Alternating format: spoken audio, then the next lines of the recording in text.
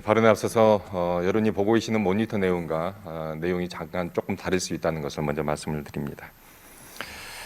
사랑하는 전남도민과 김성일 부의장님을 비롯한 선배 동료 의원님 여러분, 해양관광교양도시 여수 출신 민병대 의원입니다. 코로나19로 인해 많은 도민들께서 오랜 기간 힘든 시간을 보낸 가운데 정부에서는 어제부터 단계적 일상 회복을 위한 위드 코로나 정책을 본격 시행했습니다. 전 국민 백신 완전 접종률 70% 돌파에 힘입어 이전의 일상으로 돌아갈 수 있다는 위드 코로나 정책의 시행에 국민들의 기대감은 어느 때보다 큰 상황입니다. 그동안 방역의 최전선에서 애써주신 의료진들과 고통을 감수해 오신 영세 자영업자, 또 방역 조치에 적극 참여해 주신 도민들께 진심으로 감사의 말씀을 드립니다. 저는 오늘 위드 코로나 전환에 따른 코로나19 감염병 재확산에 대비해 전라남도와 도교육청이 합동으로 좀 더 체계적인 대응 시스템 구축이 필요하다는 말씀을 드리고자 합니다. 정부는 방역 체계 전환 이후 확진자 수가 지금보다 두세 배 증가할 수 있다고 전망하고 있고, 대한의사협회에서도 하루 확진자가 2만 명까지 늘어날 수 있다고 경고하고 있습니다.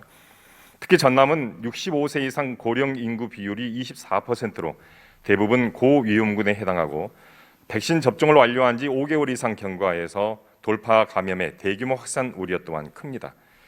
도내 고령 인구 비율이 가장 높은 고흥군에서 지난달 29일부터 30일 사이에 발생한 확진자 24명 중 21명이 돌파 감염이라는 결과를 보더라도 우려가 현실이 되지 않을까 걱정이 앞섭니다. 더욱이 단계적 일상 회복 방침에 따라 무증상자와 경증 환자에 대한 치료가 생활치료센터에서 재택치료 중심으로 전환됨에 따라 재택치료자가 급격하게 늘어날 예정이고, 학교에서는 언제 또 다른 집단 감염이 발생할지 알 수가 없습니다. 재택치료관리 의료기관을 보더라도 13개 시군에 14개소만 설치되어 있고 9개 시군은 협의 중에 있는 상태여서 지풍부 나름대로 대책을 세우고 있는 것은 사실이지만 앞으로 발생할 사태에 최선의 대책인지는 미지수라고 할 수 있습니다.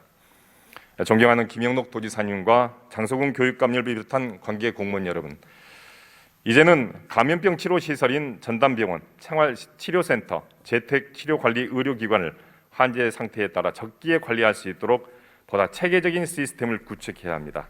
이와 더불어 응급 상황 발생 시 신속하게 대응할 수 있도록 치료 대상자 정보를 실시간으로 공유하고 이송 체계를 강화해야 합니다.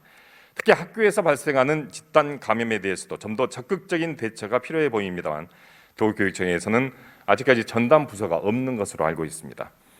전라남도에서는 정부의 일상회복지원위원회 출범에 따라서 지난 10월 26일 행정부지사를 단장으로 한 5개 반 38개 부서로 코로나19 일상회복 추진단을 구성해서 대응 체계를 마련했다고 하지만 이 위기 상황을 대처하기에는 힘들어 보입니다.